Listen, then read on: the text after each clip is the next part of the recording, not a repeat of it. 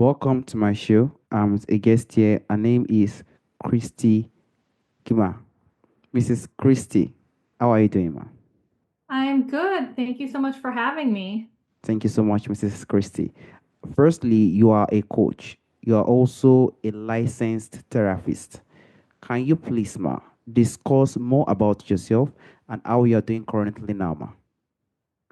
Yeah, so I am, as you mentioned, I'm a coach for moms. I'm also a licensed mental health counselor. So I primarily work with stressed out moms who have demanding careers. Because, as I'm sure a lot of people probably know or can imagine, being a working mom is very, very challenging. They're juggling a lot of roles, they're wearing multiple hats, and it can bring about all sorts of challenges. And so I really work to help them overcome burnout, resentment, guilt, all of those kinds of things that come along with being a working mom so that they can feel more confident, and feel more connected to their spouses and their kids at home. So I do that really because of my experience as a working mom myself. I've lived through it, and so now I'm helping them. I'm helping others. I completely agree, Mrs. Christie. It's definitely not easy to be a mother, most especially a mother who also want to try her best to also, do other things. I actually remembered when my mom was alive during that time, she was taking care of us. She was also teaching.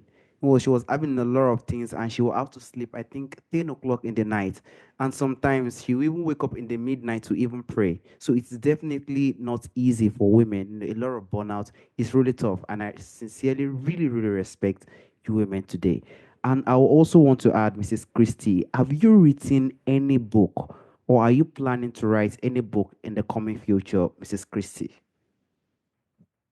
I don't have any books. I don't have any plans to write books at this time. Right now, I'm really focused on my coaching program to help these moms, but I suppose you never know what will come down the road in the future. Yes, exactly, exactly. Completely agree, Mrs. Christie. Firstly, I want to go to the significant challenges.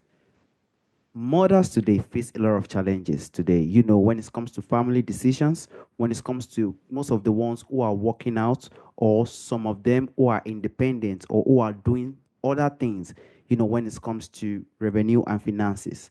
I would like to ask Mrs. Christie, what do you think are the most significant challenges working mom face when it comes to balancing work and family life, ma? I mean, I think that there are a lot of challenges, but probably, in my opinion, one of the biggest challenges has to do with the expectations and the demands that they face. They get these demands from society. They have certain expectations for themselves. These messages just sort of come from all these different directions that they need to be doing all these things and that they need to be doing them all well, and that if they're not doing well in one area, it must mean that they're failing in another, which is not true. It's like that saying goes, they're expected to work as if they don't have kids and parent as if they don't work. And a lot of times these expectations are just really unreasonably high, which is what ultimately leads to the emotional challenges that then they face. And then on top of that, a lot of times they don't have strong support systems. A lot of times these moms might hesitate to reach out for support, especially because they think that they're supposed to just be able to do it all so easily. Um, and so it can feel very isolating, I think, in a lot of cases as well. Thank you so much, Mrs. Christie. And I also want to talk about the early signs. There could definitely be early signs, mothers can see to, quickly spot and say, I think I am going, I am getting to the point of burnout. This stress is getting me to the point of burnout. I would like to ask Mrs. Christie, how do you think moms can, mothers who are working, you know, can identify early burnout, or can identify the signs of burnout, and what do you think, if there is any way, mothers can try to prevent, this burnout to also, to actually take place? Yeah, so I think that one of the first things to mention is that people a lot of times will use the term burnout when they're referring to stress or, and the other way around as well. A lot of times those two words are used interchangeably. And so I do think it's important to sort of highlight a few of the key differences. Stress can happen as a result of it's usually situational, it's usually temporary and short lived, whereas burnout typically comes on as a result of severe, like persistent chronic stress that's not being resolved.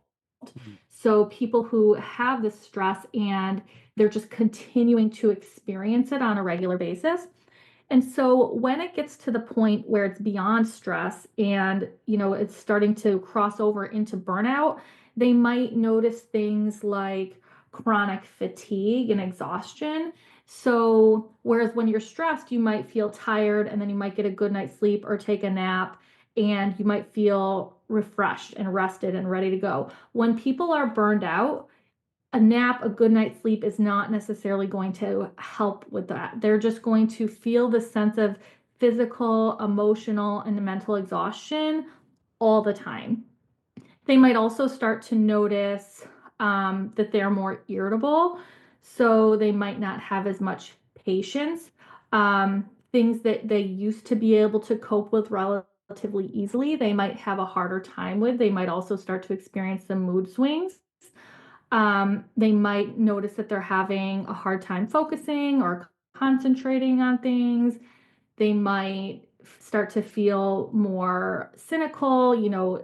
They might lose some joy in things that they used to really, they might not enjoy things as much that they used to enjoy. And so those would just be some of the things, again, that sort of separate regular stress from burnout. Um, and then I think when people do start to notice these things, when moms do start to notice these things, and if they're trying to prevent them, it's going to be really, really important for them to prioritize their self care, which is hard for a lot of moms, especially because of what I was talking about earlier in terms of the expectations that so many of them face. A lot of times moms don't feel like they can prioritize their own self care, but that is something that's really important for them. And part of that might mean setting boundaries both at work and at home. It might mean delegating responsibilities to other people where they can. Um, and it's going to be really important for them just to sort of be paying attention and checking in with themselves regularly so that if they do need more help or support, they can go get that. Thank you so much, Mrs. Christie. And a lot of mothers, could be facing judgments, possibly opinions from others. Probably it could be positive opinions, it could be negative opinions.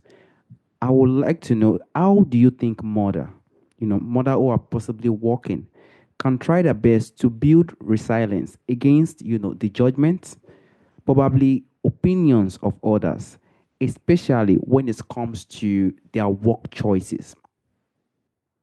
Yeah, I think that that's a great question. And I think it is something that is really challenging for a lot of people, a lot of moms, especially because, as I mentioned before, they are experiencing all this pressure and they have really high expectations and so for themselves. And so as a result, a lot of times they do find themselves comparing themselves to other people and really putting a lot of weight and value on the opinions of other people.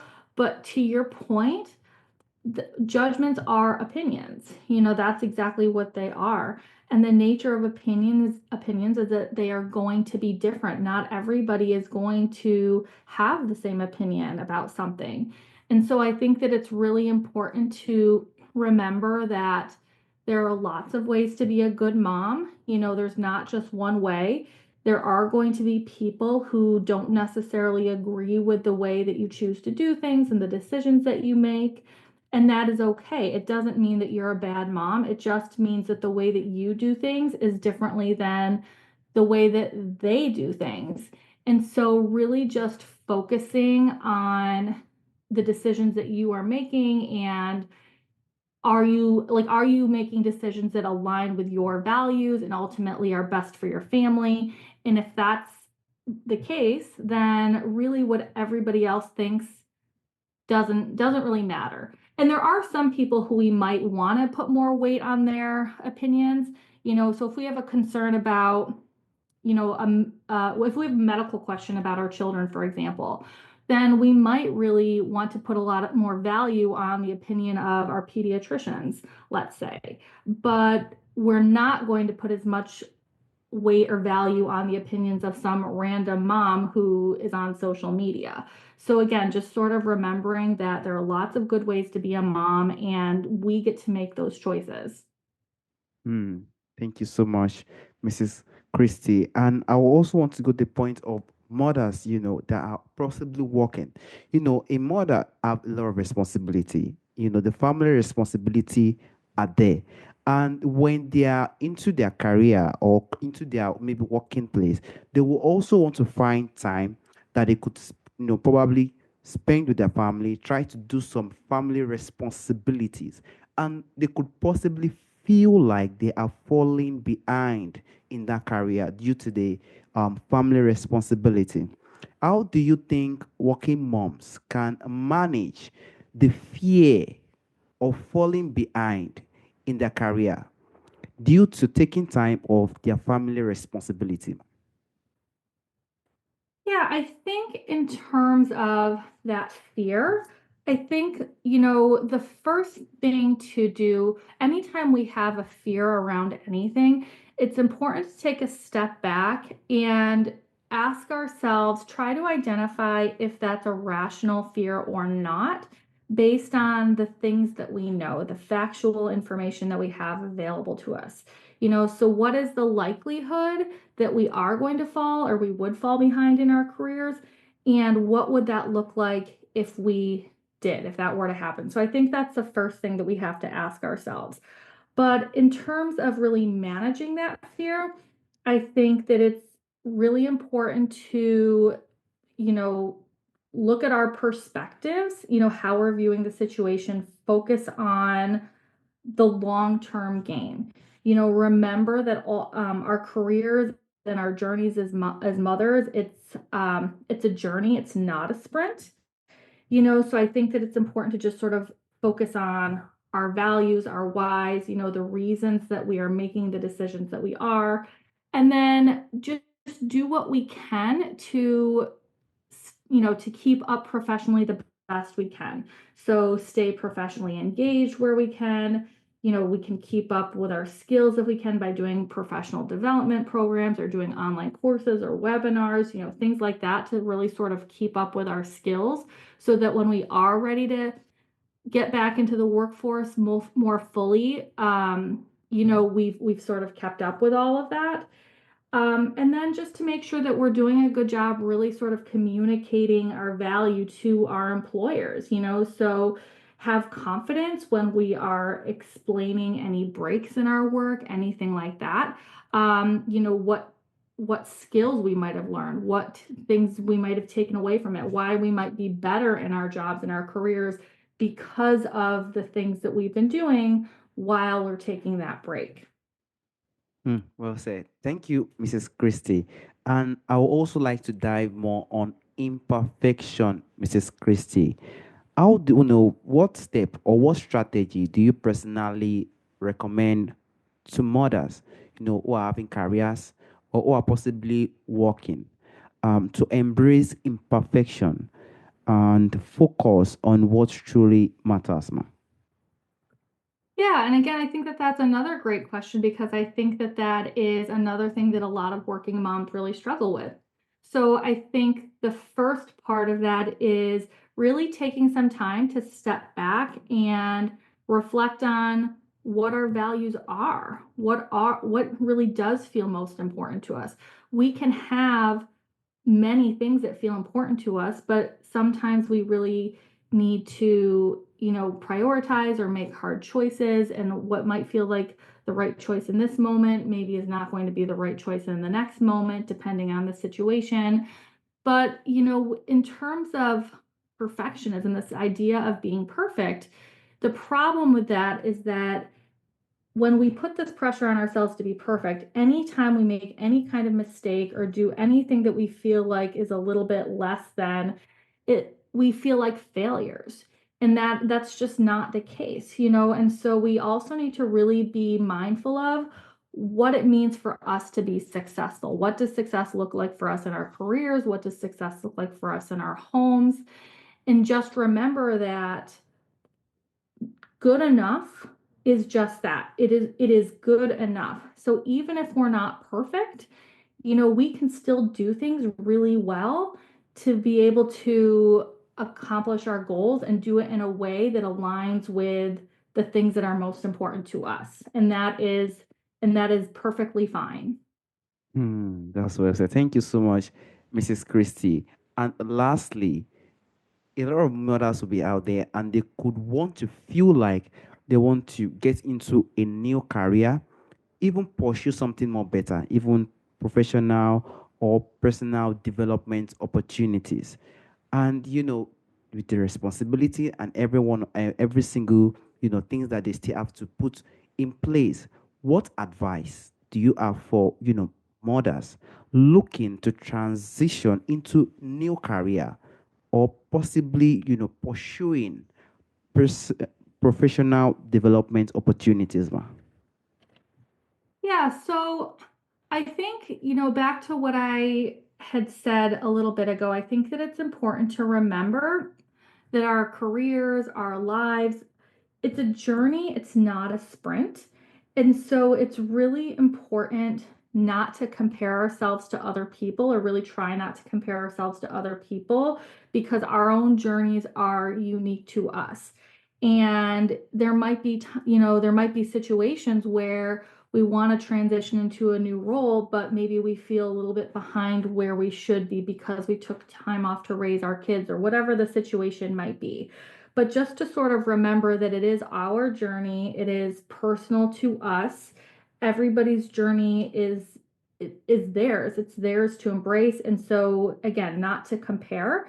I think it's also important to remember, whenever we're starting something new and we're maybe feeling a little bit, concerned or apprehensive about it, is just to remember that everybody is new at some point. Again, that where that point is might be different based on their own journey, but everybody is new at some point. Even the CEO of a company had their day when they were brand new.